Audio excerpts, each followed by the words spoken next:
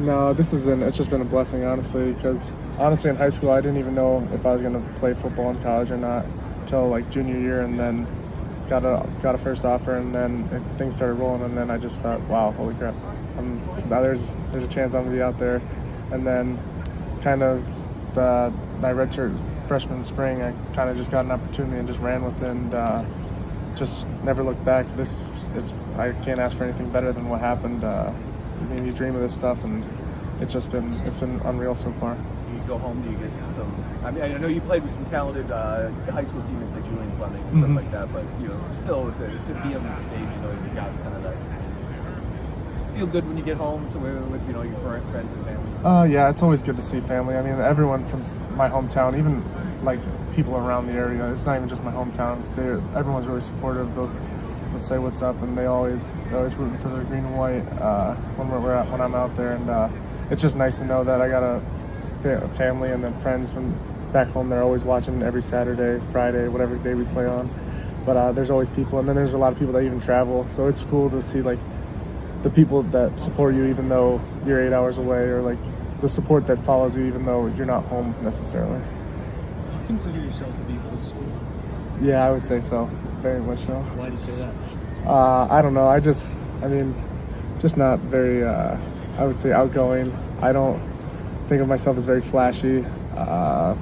Like pregame, I don't listen to music. I don't like do anything. I'm pretty much just sitting there waiting until the game starts to put my pads on, like 10 minutes before we go out to warm up. So is that just how you've always been like? Is that like easier for you then? Yeah, I would say so. I'm very like low key, I think. I don't know. I've never been like thought of myself as like flashy or like, I don't know. Maybe I'm just old school, I guess. That's the best way to describe it. What's your mentality like when you're off the football field? Just tough. I think I just want to be tough. One of the toughest guys on the field. Even the hardest worker. I think that's like the two things that really make me the player I am, is just how hard I work, and then the toughness that I have. I mean, I've heard all these nicknames. Do you like any of them? Or what do you think when you hear all those nicknames as such an old school guy and kind of a keep to himself type of guy? Yeah, I just think they're funny. I mean, I don't really get into it that much, but like people say it, like I can't even think of them all, but it's just funny. I think at this point, I mean, I don't care what people call me, but I think it's just funny that how it all works out, and how people just come up with these names. I don't even know where they came from or how they even got them, but I think it's just funny, to be honest. How come you don't wear anything?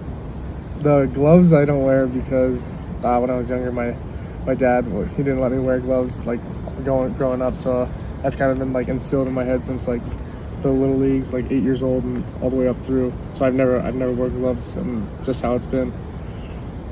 How different is the mentality in the midst of a season that winds up 11-2 with a Peach Bowl win, top 10 finish, versus the middle of last season, like the vibe in the locker room, trying to keep each other motivated? It's definitely tough for sure, because like when you win, everybody's happy. Like you can always get better, and that's just the way it is. But losing's tough, because the amount of work you put in all week, and then to not get the job done on Saturday, it just takes a piece of your soul. Just losing, it's just so hard. And then to stay mentally like in the season and like invested is just tough, because everyone's just like so down. So because you start questioning like, what are we doing wrong? What's the issues? And then you gotta kind of get that out of your head and just get to the mindset. Like on Sunday is over, and Monday, if we're on the Monday after the meetings, you gotta just get it out of your head and get back to the team that we can be. So it's like it is a tough like transition, kind of. You know what I'm saying? I don't know how to explain it, but I think I kind of. With the transfer portal, we always focus obviously on the players that leave and the decisions that they made, but for you and the players that have stayed at the program, how different is it when you see guys that you've toiled with, lifted weights with, done all the things, and then they make a decision to move on?